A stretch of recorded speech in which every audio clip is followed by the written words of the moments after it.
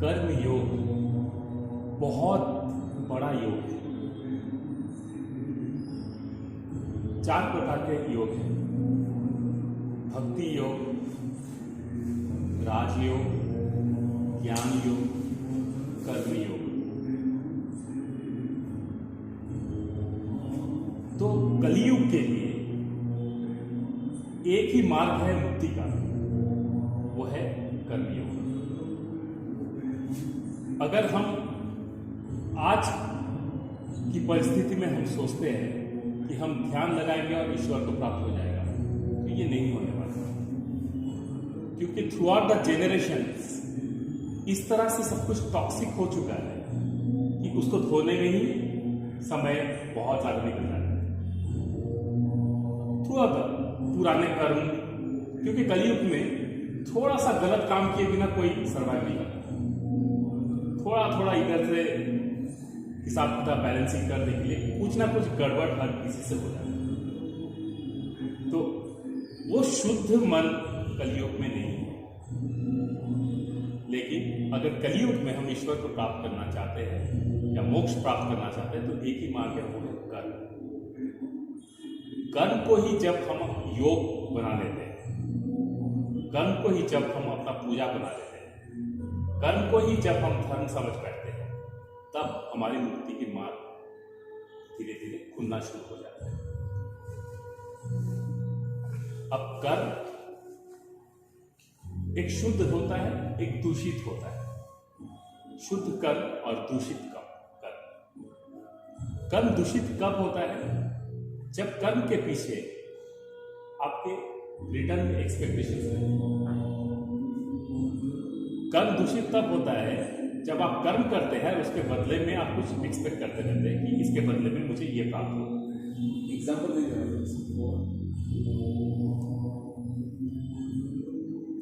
कुछ लोग गरीबों के लिए बहुत कुछ करते हैं और बदले में उन गरीबों का समर्थन जुटाने की कोशिश करते हैं। नॉर्मल सिंपल सा एग्जांपल जैसे इलेक्शंस। वो उनसे इसीलिए मिलने जाते हैं ताकि उनके साथ कुछ फोटो ले सके और उन्हीं फोटोज का प्रचार कर सके कि मैं गरीबों का नेता हूं, मुझे वोट दो। और जब सब कुछ मिल जाता है, सब कुछ जब वो नेता सच में बन जाता है, जीत जाता है, तो और उन गरीबों के पास पूरा साल नहीं जाता। Through out the year they don't visit those people, भूल जाते हैं। और एक एग्जाम्पल,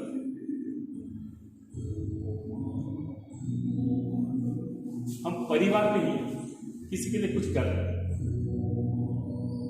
और हम ये एक्सपेक्ट कर रहे हैं कि वो भी रिटर्न हमारे लिए कुछ करे। तो यहां परिवार में क्लेश आरंभ होता है, कलेश होता है और मन में ये चलता है। मैंने जैसे अपने बच्चे को ही हम बहुत मेहनत से पढ़ाए लिखाए, बहुत कुछ खर्चा हुआ ही हुआ, और बच्चा जब बड़ा हो गया, वो अपनी दुनिया अलग से बसा लिया, वो हमारा और क्या है। तो मन में ये पीड़ा बहुत होती है कि सारा जिंदगी इनके लिए हमने समर्पित कर दिया, पर बच्चे ऐसे दिखते हैं। तो मन में ये पीड़ा बहुत जोरदार होती है। ये पीड़ा होने का एक ही कारण है, क्योंकि हमने बच्चे के लिए जो कुछ भी किया है, उसके बदले में हमारे मन में आशा रहा कि हमारे लिए कुछ करेगा।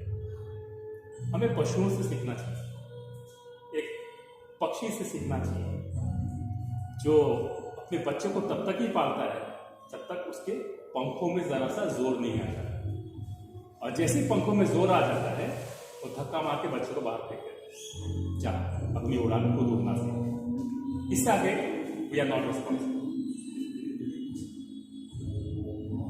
अभी याद करिए, क्लास अभी हुआ, मैं याद किया रहा हूँ।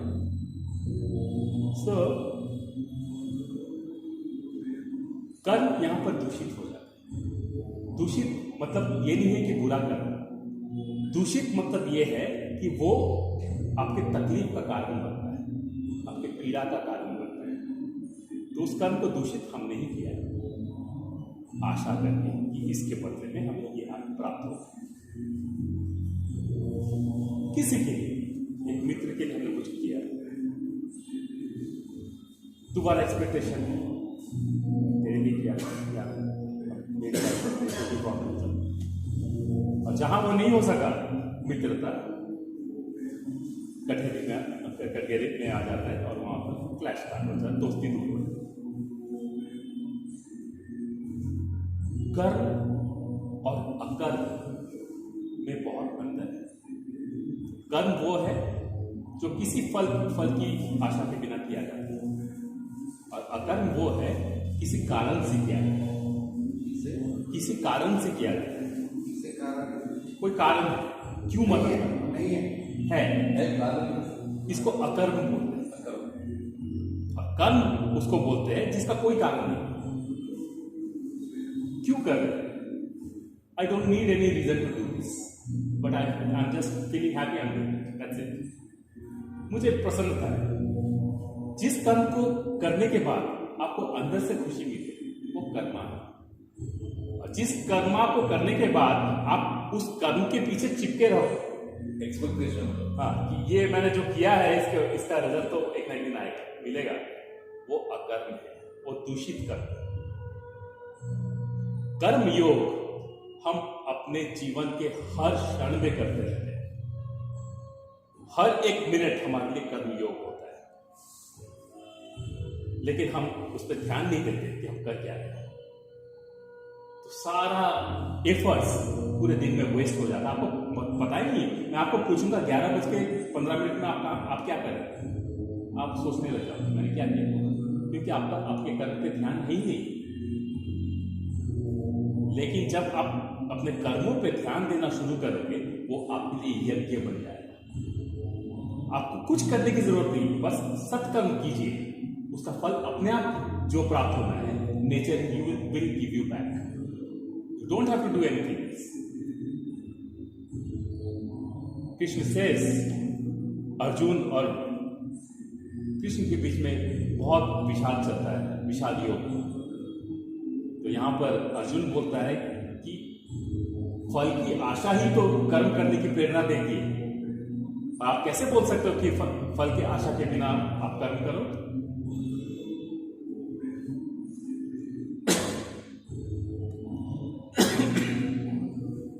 कृष्ण बोलते हैं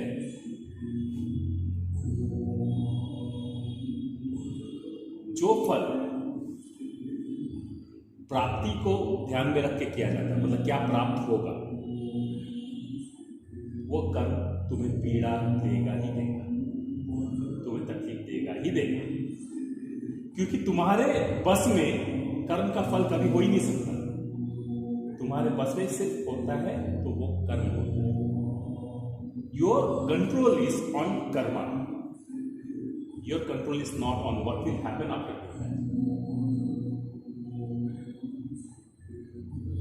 आप एक पौधा खरीद के लाए, अपने बाग में लगाए, क्योंकि आपके पड़ोसी के बाग में फूल अच्छे खिल रहे तो वही पौधा खरीद के आपने अपने बाग में लगाया। आप उस पौधे को कितना प्रेम से, कितने अच्छे से लगा रहे हैं, ये आपके बस में है। आप उसका ख्याल रखना आपके बस में है, लेकिन वो वैसा ही फूल देगा जैसे आपका पड़ोसी के बाग में दे रहा है, ये आपके बस में नहीं। मैं एक छोटा सा एग्जांपल मेरे लाइफ से देता हूँ। मेरे घर के बैल्कनी में तुलसी का पौधा लगाया था। बहुत पहले की बात, नया नया जब घर लगाते थे तो तुलसी का पौधा लगाया था। हम बहुत सेवा करते थे, पूजा पाठ, पानी देना, बहुत सेवा करते थे, लेकिन वहां तुलसी ग्रो करता ही नहीं था। कुछ दिन के लिए रहता था, फिर तुलसी मर जाती, फिर नया तुलसी लगाता, फिर मर जाता। तो मैंने एक चीज ऑब्जर्व किया कि बैल्कनी में हर तरह का फैसिलिटी जो तुलसी को मिलना चाहिए हम वो करते थे, लेकिन वहां पर सूरज की रोशनी नहीं आई। तो फिर अगले बार घर के एक कोने में सिर्फ 3-4 घंटे के लिए रोशनी आती थी, वहां पर हमने पौधे को लगाया। हालांकि वास्तु के हिसाब से वहां तुलसी नहीं लगाना चाहिए, तुलसी बढ़ने लगी।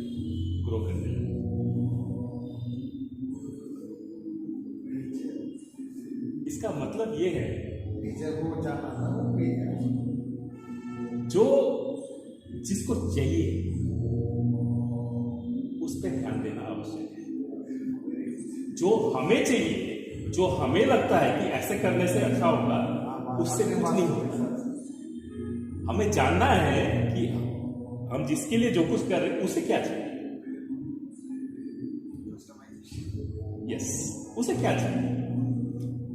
हम बोलते ना, हम अपने परिवार में किसी से बहुत प्रेम करते हैं और हम खुद ही प्लान कर लेते हैं उसके लिए, उसके जीवन में ऐसे होगा ऐसे होगा, हम तेरा भला ही सोच रहे हैं, ये सोच रहे हैं, बोलते बहुत सारा मैनिपुलेशन कर लेते हैं। हम कभी उससे ये नहीं जानने की कोशिश करते कि वो किस चीज से खुश है। तो हम सब कुछ करने के बाद भी उसका चेहरा लटका हुआ रहता है और इरिटेशन हमारे अंदर आता है कि इतना कुछ करने के बाद भी हमेशा मुंह लटकाए बैठा रहता है, ये रहता है, नया गाड़ी खरीद दी, ये कर दिया, वो कर दिया, हमेशा मुंह लटकाए बैठा रहता है। पर उसने कभी आपको बोला नहीं मुझे गाड़ी खरीद दे दो? एग्जाम्पल, उसने कभी आपको बोला नहीं कि मुझे ये कपड़े चाहिए, इस ब्रांड का जूता चाहिए, ये चाहिए, वो चाहिए? उसने कुछ नहीं बोला। पर आपने कभी उससे बैठ के जानने की कोशिश कर ली कि उसके सपने क्या है, वो क्या करना चाहता है? आपने सिर्फ अपने प्यार का एक प्रेजेंटेशन देने का कोशिश किया कि आप जितना बड़ा दिखाओगे तो कोई खुश हो जाएगा।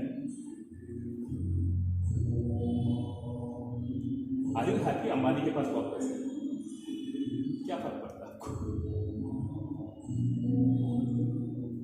है ना?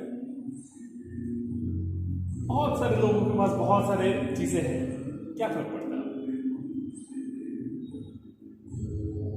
So, इसी तरह अगर सच में खुश रहना है ना, we need to understand what is required inside, not what is required outside, or is there a balance among everyone. हमें मैच द फॉलोइंग खेलना नहीं है। हमें जानना है कि हमें हमारी आवश्यकता क्या है। ठीक है, the world is tricked by this game, match the following. मेरे पास उसके जैसा, उसके जैसा, इसके जैसा, उसके जैसा। कोई मूवी आया, बालक ने अपनी हेयर स्टाइल वैसे लगा हीरो की तरह, उस फिल्म में हीरो ऐसे दिखता था, ये वो हर चीज इल्यूशन। बाहर एक मूवी चल रहा है और उसी के पीछे अंधे की तरह सब भागे जा रहे हैं। कर्म की प्रेरणा कैसे मिलेगी जब तक आप बाहर ही ढूंढते रहोगे हर चीजों को। अभी एक मूवी आई है एनिमल।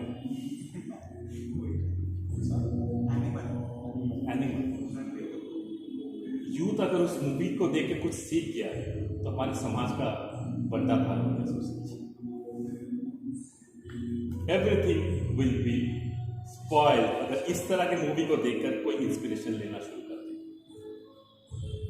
सैम बहादुर इतनी अच्छी है, कोई भी नहीं देख रहा है। हाँ, उसकी जगह पे सैम बहादुर जैसे इतना बहुत बड़ा सैम मानिकशॉ के ऊपर मूवी आया, उसका टिकट से लिया। एनिमल हिंदी में हिंदी में रणबीर कपूर की पूरी वायलेंस है, पूरा वायलेंस।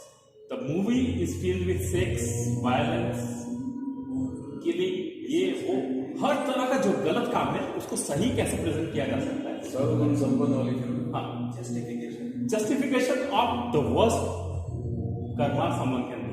पार्लियामेंट में भी डिबेट हुई इसके। और पूरे मूवी को देखने के बाद आपको एक चीज समझ में आएगा कि इस दुनिया में लॉ नाम का कोई चीज नहीं है। There is nothing called police, there is nothing called law. ये मूवी ऐसा है। तो making a movie is a responsibility. I don't know how can censor board pass this kind of movie, which can present or give society with some kind of knowledge of doing something wrong in the society. एक ये movie है, एक कबीर सिंह है, इस तरह की कुछ movies है। They only teach few things which is spoiling our youth purely. कितने साल हो गए, कितने युग हो गए, आप सोचिए, एक भी मूवी किसी महान पुरुष के जीवन पर नहीं है। आई तो भी पॉपुलर नहीं, उसका प्रेजेंटेशन ऐसे नहीं होता। ठीक है, वो कहाँ होता है? भक्ति चैनल पे दिखाता है, जिस चैनल को कोई देखता नहीं।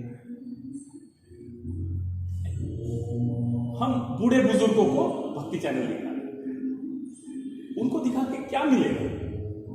वो तो वैसे भी भजन करने वाले, हम अपने यूथ को हमारे देश के महान संतों के बारे में क्यों नहीं समझा सकते?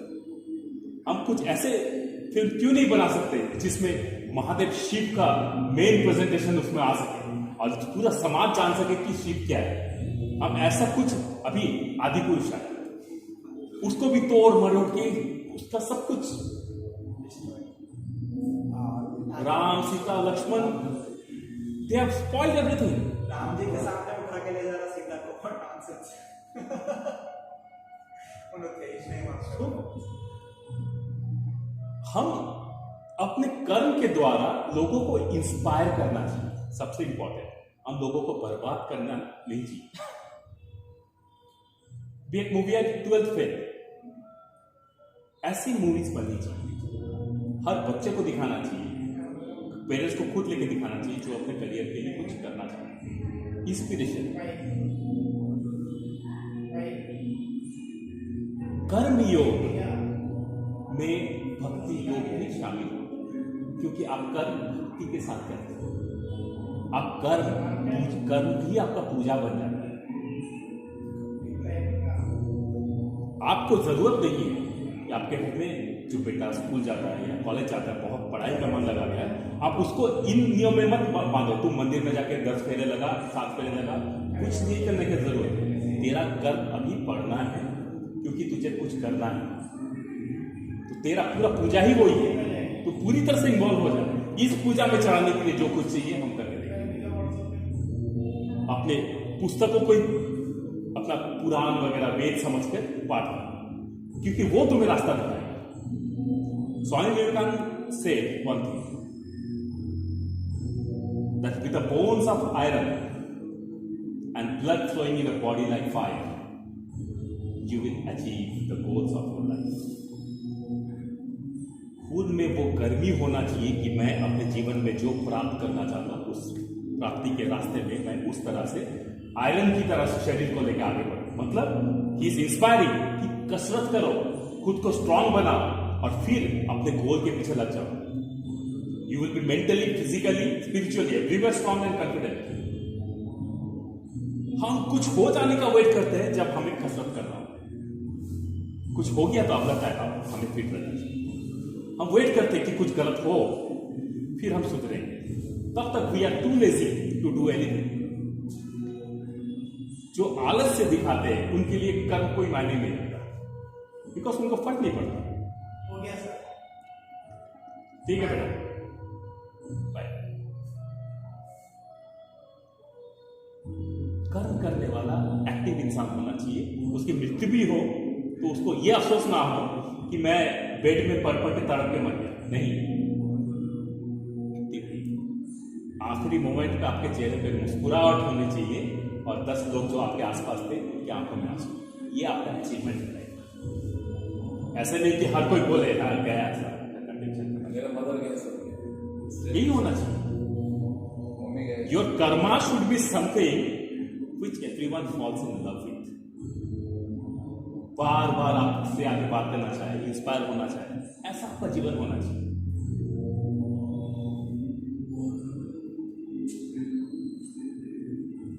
अर्जुन कृष्ण से पूछते हैं कि अगर हम साधना करके ही ईश्वर को प्राप्त कर सकते हैं तो हमें कर्म करने की क्या आवश्यकता है। उस समय तो मेडिटेशन करते थे और ईश्वर के दर्शन देखते थे, विशेष भी मिलता था। तो अगर हम ईश्वर को इसी तरह प्राप्त कर सकते हैं तो फिर हमें कर्म करने की क्या आवश्यकता है। कृष्ण बोलते हैं इस त्रिलोक में ऐसा कोई कार्य नहीं है कि मैं अपने चुटकी से नहीं कर सकता, फिर भी मुझे कर्म करना होता है, क्योंकि मैं जो कर्म करता हूं उससे समाज सीखता है। और जब तक मैं अवतार रूप में हूं, जब तक till the time we are manifested in the form of a human, it's our duty to do work which inspires the society. इसीलिए कर्म करना आवश्यक है। बिना कर्म के तो कोई जी ही नहीं सकता। कुछ तो आप करेंगे। Action reaction. Yes, you will do something, right? Without doing anything, you want or you don't want, you will breathe. It's a karma, you are breathing. आप चाहो या ना चाहो, गाना बजेगा तो सुनाई तो आपको भी देगी, आप सुन रहे हो, you are doing something, listening, नहीं रोक सकते। खाना खाओगे तो हाथ से उठा के मुंह में डालोगे, उसको चबाओ, सब अपने आप तो नहीं हो सकता, कर्म तो आपको करना ही होगा, आप चाहो या ना चाहो। You are bound by the rules of nature that you will do कर्म। कर्म के बिना जीवन असंभव है। कर्म और अकर्म इन दोनों में फर्क करना बहुत आवश्यक है, क्योंकि आप जिन कर्म के पीछे अपने होप्स को बांध लेते हो कि इसका रिजल्ट ऐसा होगा, वो आपको पीड़ा देगा ही देगा, कोई नहीं रोक सकता। होप्स मत बांधो, अब लेकिन अपना पूरा ध्यान उस कर्म में, उसको पूजा की तरह अपना लो और उस कर्म में पूरा ध्यान लगाओ। आप देखो जो रिजल्ट आना है वो आपके कर्म के हिसाब से है, आपकी सोच के हिसाब से नहीं आएगा।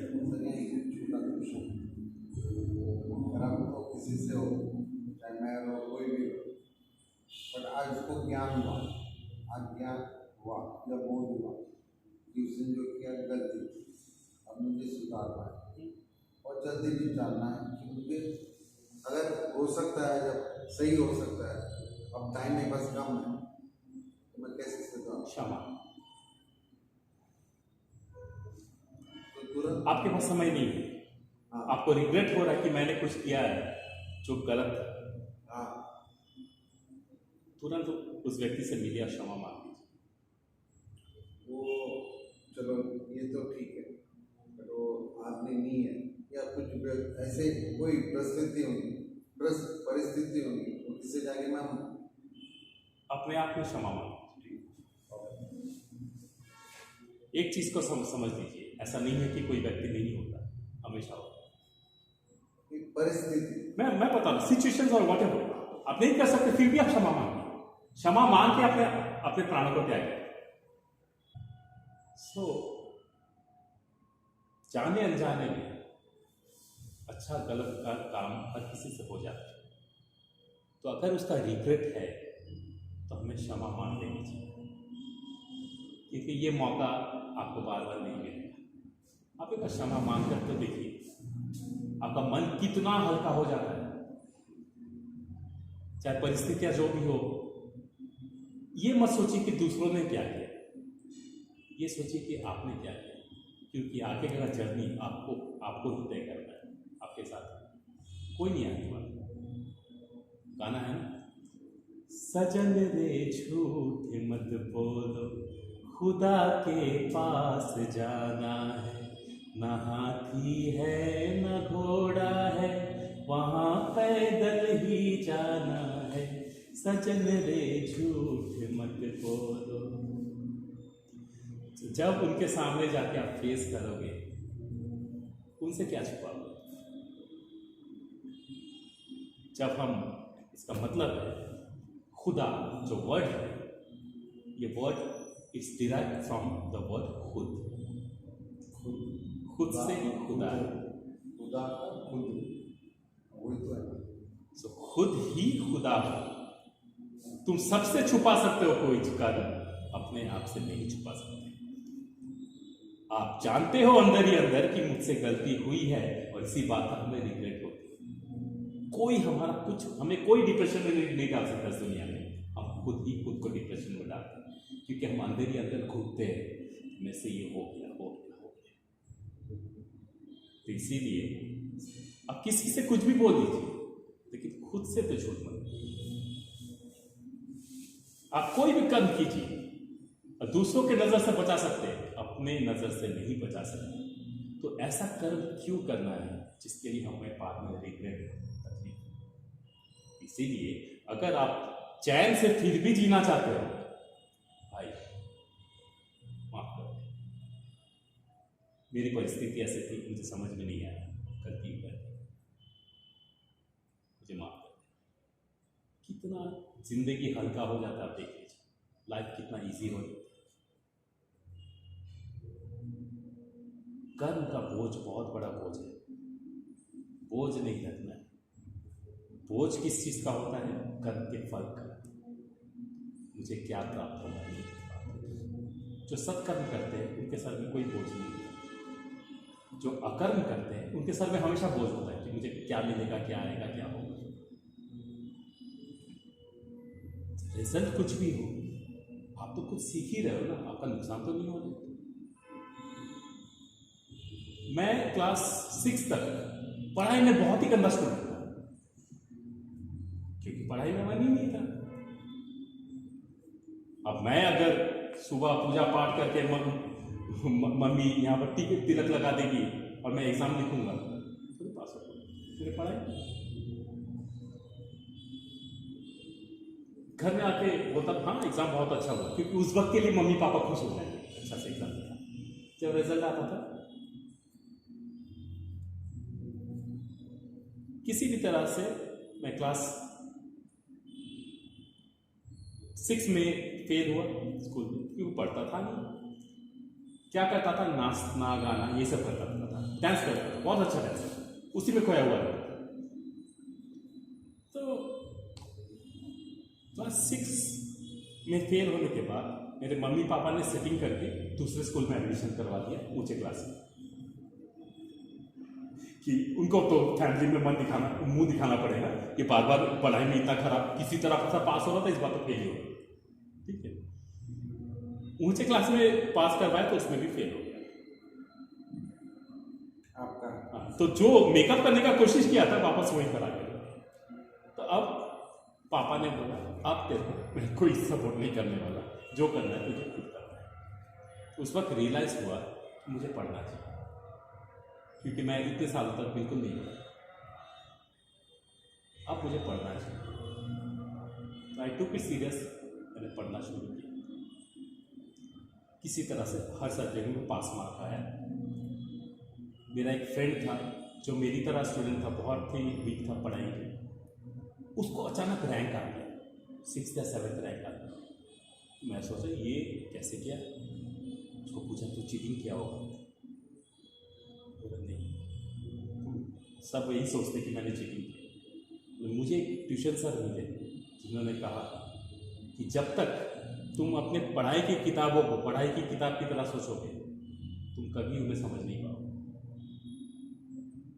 हर किताब को एक स्टोरी की तरह सा खोलो, क्योंकि हर पेज में एक नया स्टोरी है जो तुम्हें नया कुछ सिखाना चाहता है, नया एक मैजिक बताना चाहता है।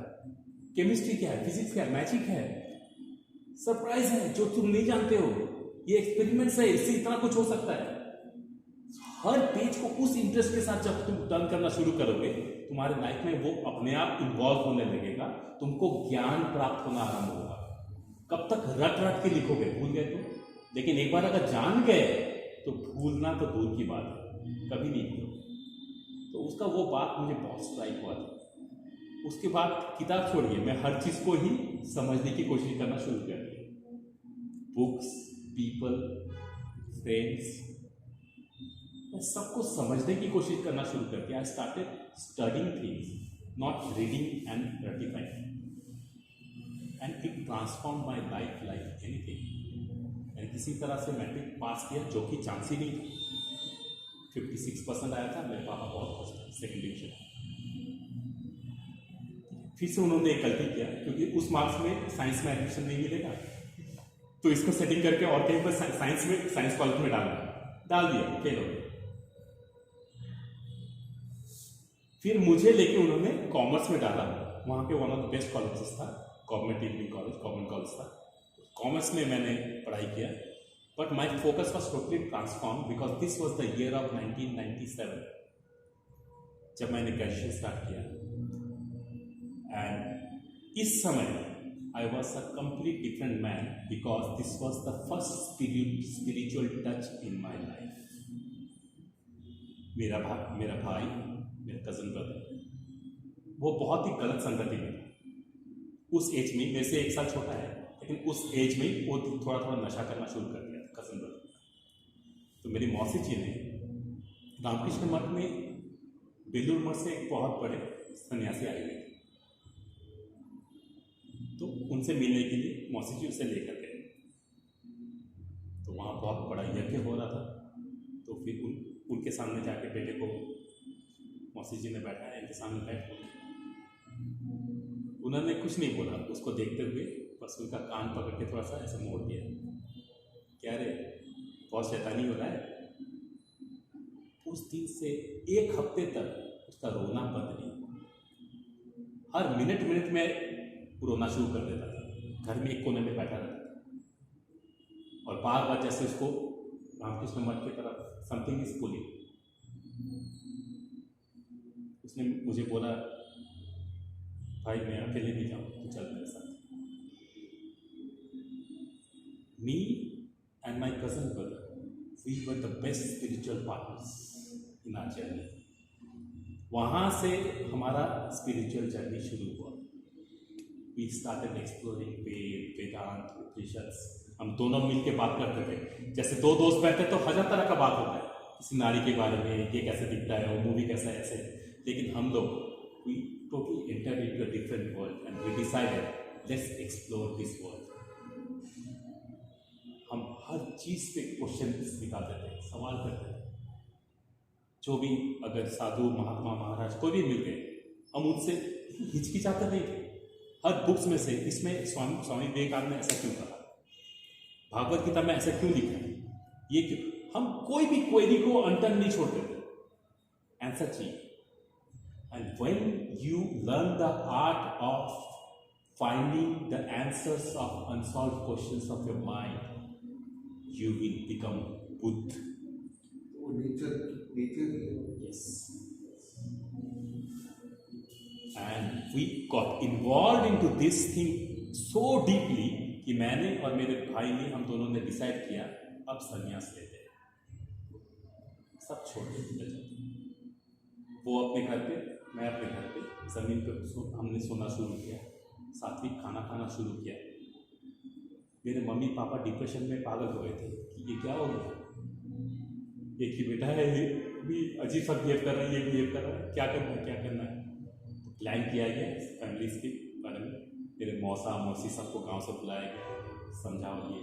उन्होंने ज़बरदस्ती फिर मुझे ये खिलाया, वो खिलाया, वो खिलाया, वो खिलाया। मैंने एक ही चीज़ सोचा, ठीक है अभी रोक लो, पर अपना टाइम आएगा, समय आएगा, आज रोक लो, जो करना है कर लो। लेकिन लाइफ का एक स्टेज तो जरूर आएगा when the decision will be mine. और आज मैं उस रास्ते पे आगे बढ़ चुका हूँ। आज मैं घर में भी रहता हूँ, मेरा जीवन शैली ऐसे ही है कि जैसे एक फकीर रहता है, ना ज़्यादा एक्सपेक्टेशन है किसी से, कुछ भी नहीं, कोई एक्सपेक्टेशन नहीं किसी से। I am happy with my journey, जिसको जो चाहिए मेरे पास है, ठीक है, नहीं है, ठीक है, क्योंकि मैं कुछ ले भी नहीं सकता, जाके भी हम कुछ अपने पास रख नहीं सकते, छोड़ के तो जाना तो इसे जो अपने साथ ले सकते हैं, हरिनाम अपने अंदर कर। आएगा जब रे बुलावा हरि का, छोड़ के सब कुछ जाना पड़ेगा, नाम हरि का साथ जाएगा और तू कुछ ना ले पाएगा, आएगा जब रे बुलावा हरि का। तो इसीलिए अपने कर्म को शुद्ध कीजिए। नो प्रॉब्लम आपने कुछ गलत काम किया, कलयुग में हर कोई गलत करता है। मंदिर में बैठा हुआ पंडित भी गलत काम कर देता है, मस्जिद में बैठा हुआ मौलाना भी गलत काम करता है, चर्च के फादर भी गलत काम करते हैं, हर जगह लोग गलतियां करते हैं। कोई प्रॉब्लम नहीं, गलतियों के लिए क्षमा मांगिए, जीवन में। कलयुग में सबसे बड़ा मंत्र है अपने गलतियों को अगर सुधारने का, क्षमा। इसलिए जैनिज्म में आई थिंक एक समय ही होता है क्षमा, जिसमें मानना है वैसे डेली होता है, इच्छा में दुख वैसे डेली भी होता है, पर वो पर्व है उसमें मानते हैं। कम से कम डेली ना कर लो, साल में एक बार तो माफी मांग, जरूरी है, हल्के बन जाओ, डिटॉक्स योरसेल्फ। टॉक्सिन्स भर जाते हैं हमारे पास में, जाने अनजाने में अच्छा बुरा कर्म कर करके डिटॉक्स योरसेल्फ, एक बार माफी मांग लीजिए। अब देखिए हाउ हैप्पी यू फील। हम संकल्प करके जाते हैं कि हम आज मुंडन करवा ले रहे, ये करवा ले रहे, वो करवा ले रहे, जैसे ही बाल उठते फिर शुरू। तो अब से जब भी हम क्षमा मांगे, हम क्षमा के साथ ये भी संकल्प करते कि आज के बाद जो हमने त्याग दिया तो उसे त्याग हल्का कीजिए, हल्का, make yourself lighter. We are not bound by this earth because of any other reason, but the only reason is the heap expectations inside us. हम सबसे एक्सपेक्ट करते हैं, अपने आप से एक्सपेक्ट नहीं करते। ये जीवन का सबसे बड़ा तकलीफ है, सबसे बड़ा प्रॉब्लम ये।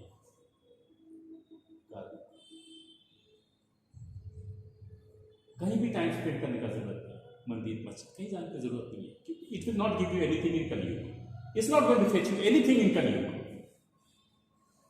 ये मंदिर है आपका, you are an walking institution. आप चलते फिरते खुद एक इंस्टीट्यूशन हो। इसको इतने नॉलेज से भर लो that you become the library of knowledge. People come to you to learn something new. अपने आप को वैसे शुद्ध बनाए, हम कर सकते। हो गया जो हो गया हो गया। जो भूत है उसको आप वापस नहीं ला सकते, और जो काल है उसको भी आप कुछ नहीं कर सकते। जो वर्तमान, इसको आप जरूर कुछ कर सकते। वर्तमान को आनंद से सुधारें, कुछ नहीं जाता। अपने थाली में से एक रोटी अगर पड़ोसी को खिला दिया, कुछ नहीं जाता। आस पड़ोस में कौन कैसा है जानिए, ये आपका रिस्पॉन्सिबिलिटी है। हम सिर्फ अपने घर के भीतर बैठ के खुश रहते हैं, लेकिन आसपास क्या चल रहा है हम किसी पे ध्यान नहीं देते। हमें लगता है कि हम उनके मैटर में इंटरफेयर क्यों करें, because you are not only one who are been sent, you are a society. अगर नहीं रहना सोसाइटी को तो सोसाइटी से निकल जाए। अगर रहना है तो आपको सबके लिए करना है, यही आपका कर्म है। और यही कर्म योग है कि आप एक सूर्य की तरह बनो जिसके प्रकाश में हर कोई प्रकाश है। कोई प्रकाश मांगे या ना मांगे, आपके संपर्क में आने से उसके जीवन में प्रकाश आएगा ही आएगा। अपने आप को वैसे बनाइए। मौका नहीं मिलेगा बार बार, बहुत तपस्या के बाद इंसान का जीवन मिला है, फिर क्यों दुनिया में आकर फिर से तकलीफें झेलना चाहते हैं। यही एक टाइम है, निपट लीजिए। बार बार आने की गलती मत कीजिए, एक मौका मिला है, डू इट। और मैं आपको बता दूं, लिबरेशन और getting merge into the infinity is only possible in man's life. Try to understand, only possible in men's life, not in women's life. Woman is made for decorating the sansara, balancing the sansara. लेकिन मुक्ति is only made by Shiv, because Shiv has no shape, size, nothing. Woman has everything. तो एक नारी को भी अपने कर्म द्वारा फिर से एक नर का जन्म लेना होगा, and then only she will get the opportunity to experience the freedom.